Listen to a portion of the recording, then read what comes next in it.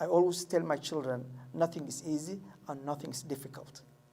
Wax easy ahna ma jiraan, wax adagna ma jiraan. It's all how you approach. It's all how you do it.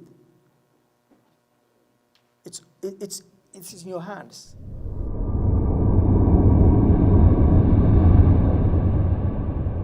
Markuu Farxaan ii sheegay programkan really aad baan Edinburgh baan idinkaga imaanaya anigu dhinacaas iyo West. Aad baan ugu farxay. We try to do something like this in the West, in Edinburgh side.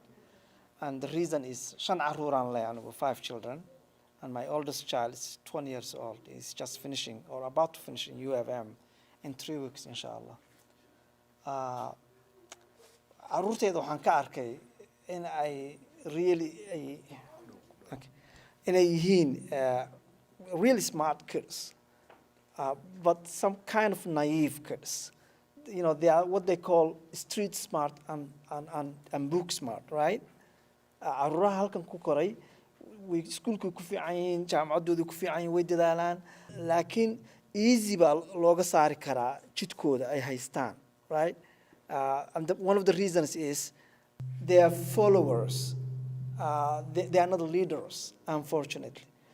I'm going to start with what my background was. Anu Somali aan ku dhameeyay high school kii, then scholarship waxaan u helay Turkey. So Turkey baan aaday, medical school ki Turkey baan ku dhameeyay. Medical school ki Turkey waa 6 sano, 6 years. And then 4 sano waxaan sameeyay takhasus ah in infectious diseases. And then before all this, it was 1 year of Turkish language. So 6 plus 4 plus 1, that's what, 11? And then Maraykan baan imid. Marka halka imid waxaa lagu yidhi, oh, you are 4-year medical graduate, and unfortunately, you don't have what they call American hands-on experience. And then, so sorry, we cannot do anything for you. That's after I did high school and then COVID sort of education. And then I said, whoa, so what should I do now?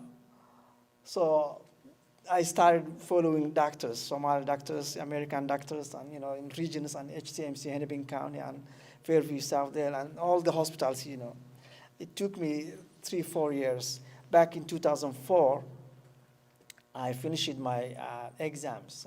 What they call USMLE, United States Medical Licensing Exam. And then I said, okay, I'm ready. So can I go in now? And they said, whoops, sorry. What you did was what they call observation.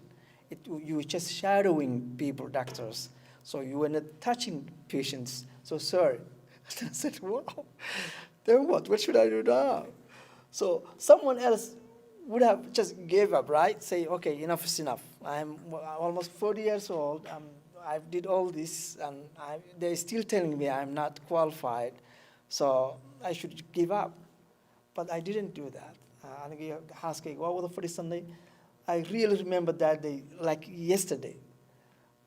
Oh, yeah, and of course, the reason I'm telling my housekeeper and my wife, you gotta make sure that if you are a male in a housekeeper, inshallah, in the future, and if you are female, you're male, you have to be very connected with each other. I mean, when I this good with him, it's very, very important.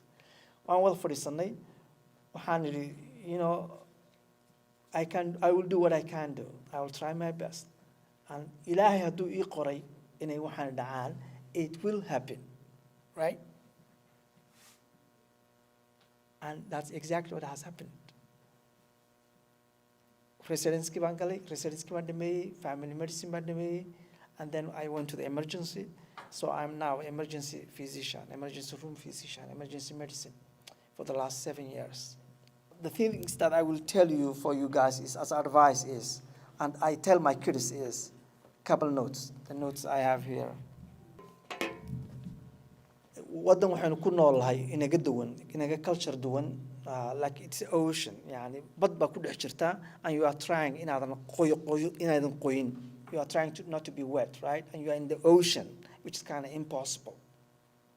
So we have to develop some strategies. You have to have some points.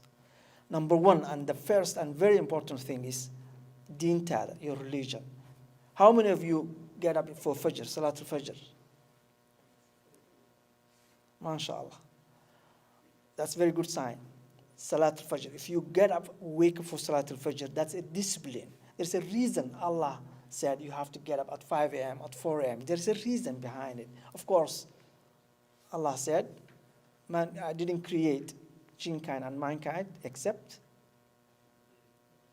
right?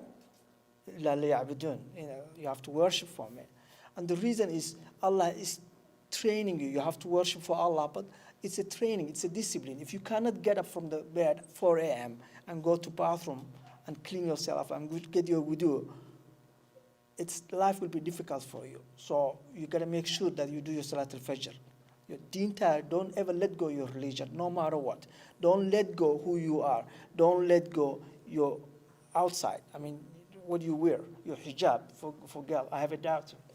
They will try to intimidate you. They will intimidate you. Don't ever let that happen. It's very important. Number 2, your identity gag. What you have to shake. You don't have to change who you are.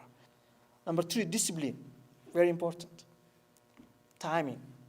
If you have an appointment at 10 a.m., make sure that you are there at 9:45, 9:50. It's very important.